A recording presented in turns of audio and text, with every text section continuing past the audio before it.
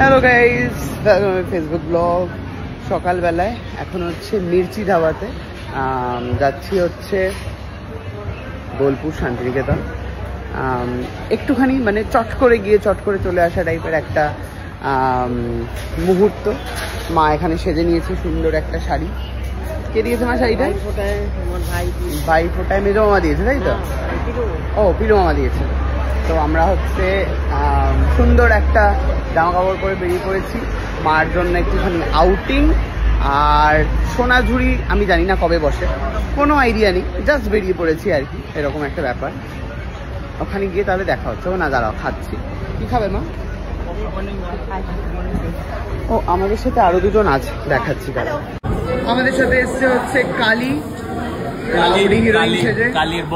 কালীর বর শিবম এর নাম, আর কালীর ফ্রেন্ড সবুজ আর নীল দুটো ফোন, সাথে হলুদ পাঞ্জাবি, অসাধারণ কম্বিনেশন।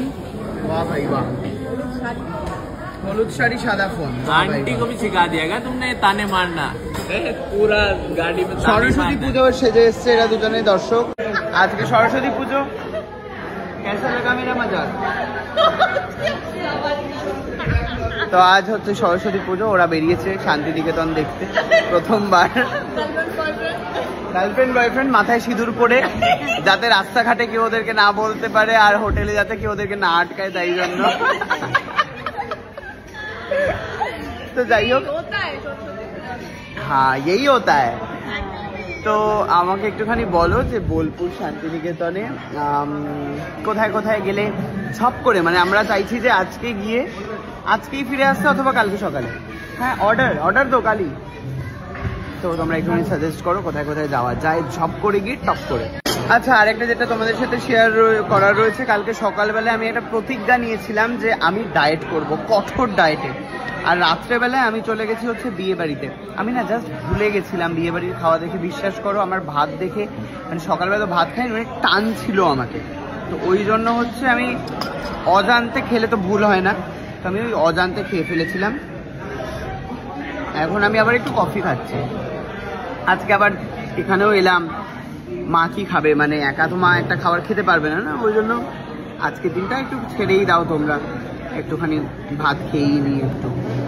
আর হচ্ছে অনেকে লিখেছো মাম্পির ভিডিওতে যে মাকে কেন দেখা যাচ্ছে না। মাম্পিরা এসছে রাত্রি 11:30টায়,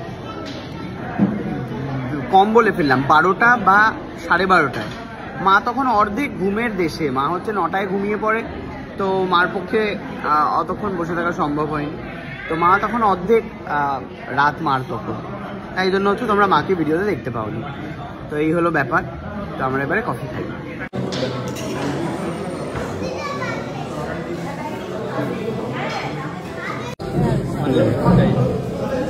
মাখাও দেখো পুরি দেখো, এটাকে বলে ছোলা বাটোরা। তোমার মুখের সাইজের মা, এই মুখ, এই ছোলা বাটোরা। बहुत मजा आया काली को, बहुत मजा आया। আর এই খাচ্ছে হচ্ছে খাবে একটা আলুর পরোটা, একটা দই দিয়ে, আমার অবাক লাগে। বাই দ্য ওয়ে, এখন অব্দি ড্রাইভ করে এসেছি আমি, ঠিক আছে? শিবম कैसा चलाया मैं? बहुत ही स्लो चलाया, सच बताऊं तो मतलब पका दिया इसने भाई। जो मतलब मेरे को तो देखो चलानी आती है, मैं हाँ बोलो क्या? मेरे को जैसे चलानी आती है, मैंने हाईवे पे बहुत गाड़ी चलाई, तो मेरे को तो बहुत बोरिंग फील हो रहा था भाई, सब सच में।